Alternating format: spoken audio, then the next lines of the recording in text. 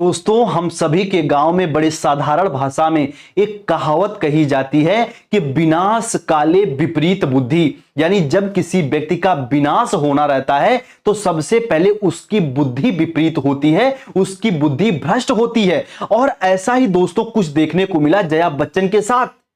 जब जब ये पब्लिक में जाती हैं, पब्लिक के साथ इंटरेक्ट करती हैं, अमूमन देखने को मिलता है दोस्तों ये अपना आपा खो देती हैं।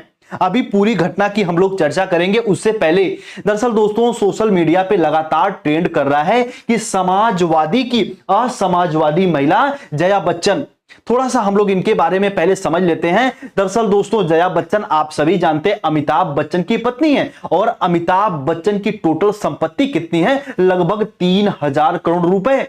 और हो सकता है कि जया बच्चन को यह बात पच नहीं रही है और पब्लिक पे ये थोपना चाहती हैं अपने अहम को, अपने घमंड को, अपने गुस्से को। दरअसल दोस्तों जया बच्चन के बारे में हम लोग अब पूरे मामले को समझते हैं तो पब्लिक के साथ ये थोड़ा सा घुलती मिलती है। अभी आप सभी को पता है कि एसआईआर को लेके और जो वोटों की चोरी हो रही है उसको लेके लगातार विपक्षी पार्टियां, उसमें कुछ प्रमुख चेहरे जैसे हम कह रहे तृणमूल कांग्रेस हो गया, कांग्रेस हो गई, या समाजवादी पार्टी के अखिलेश यादव लगातार विरोध कर रहे हैं। और इसी विरोध के दौरान कुछ व्यक्ति पहुंचते हैं, घुलते मिलते हैं, और एक व्यक्ति उनमें से जया बच्चन के साथ सेल्फी लेने का प्रयास कर रहा है। ये व्यक्ति ये नहीं कह रहा है जया बच्चन से कि आप हमारे गांव के जो रोडों की हालत है उस पर चर्चा क्यों नहीं करती संसद में। ये व्यक्ति ये नहीं कह रहा है कि जो गरीबी है उस पर चर्चा क्यों नहीं करती। ये व्यक्ति सिर्फ एक आम अपनी जो उसकी इच्छा थी कि हम इनके साथ सेल्फी ले लेते हैं क्योंकि इनकी पब्लिक प्रोफाइल है। और दोस्तों उस व्यक्ति के साथ इतनी बदतमीजी से ये पेश आती हैं कि शायद कोई सांसद अभी तक इस प्रकार से पेश नहीं आया होगा। और कुछ व्यक्ति, कुछ राजनीतिक लिख भी रहे हैं कि अब तक जितने भी सांसद हुए हैं, अगर वर्तमान के परिदृश्य को देखा जाए तो उनमें से सबसे घमंडी नकचड़ी अगर कोई व्यक्ति है तो वो जया बच्चन।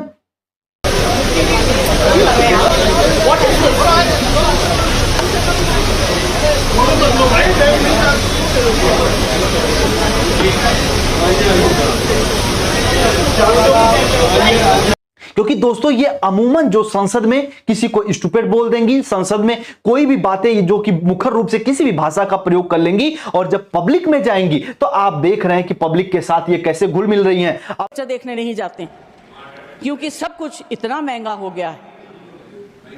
आप क्या इस इंडस्ट्री को खत्म करना चाहते? Please think about it. We are one of the highest tax-paying industries in the country. No?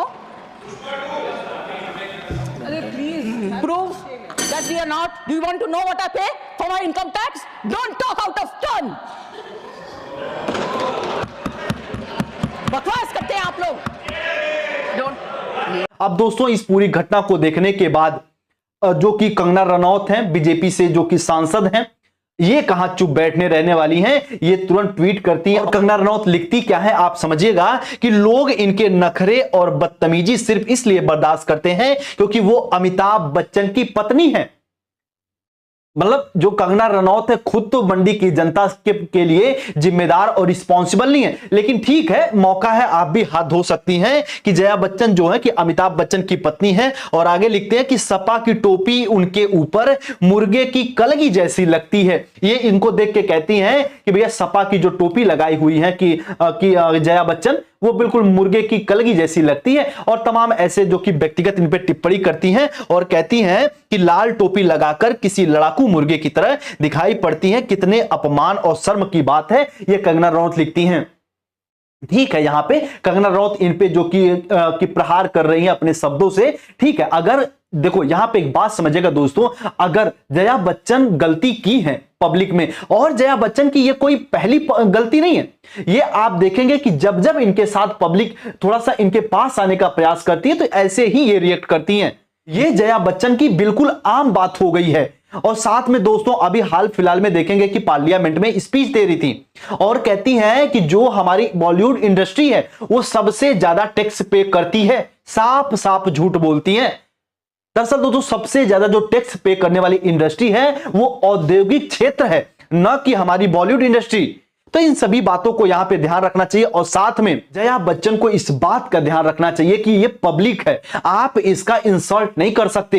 ये अपने वोटों के दम पर, अपने समर्थन के दम पर आपको राज्यसभा मेंबर बनाई है और हम सभी अखिलेश यादव से भी ये थोड़ा सा गुजारिश करना चाहेंगे, थोड़ा सा वो एक तरीके से उन्हें निवेदन करना चाहेंगे कि आप जब राज्यसभा मेंबर चुने तो चाहे वो महिला हो चाहे वो पुरुष हो, उस व्यक्ति की गुणवत्ता को देखते हुए उसको चुनिए।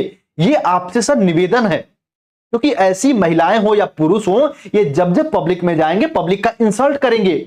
आपके पास बहुत ऐसे धुरंधर हैं जिनको आप पार्लियामेंट मेंबर बना सकते हैं। आपके पास लक्ष्मण यादव हैं, उनको आप पार्लियामेंट भेज सकते हैं, उनको आप राज्यसभा भेज सकते हैं। शायद वो पब्लिक के साथ इस प्रकार का व्यवहार कभी नहीं करते। उम्मीद करते हैं दोस्तों आप सभी लोग भी इस पूरी बात को समझे होंगे और जया बच्चन के इस पूरे घटना पर आपकी क्या राय है कमेंट करके हमें जरूर बताइएगा। पूरी वीडियो देखने के लिए आप सभी का धन्यवाद। चैनल पर नए हैं तो चैनल को सब्सक्राइब भी कर लीजिए दोस्तों, और अपने फ्रेंड, अपने फैमिली ग्रुप के साथ इस वीडियो को साझा भी करिए और वीडियो को लाइक भी करिए। चलिए आप लोग अपना ख्याल रखिए। आप सभी को नमस्ते, जय हिंद।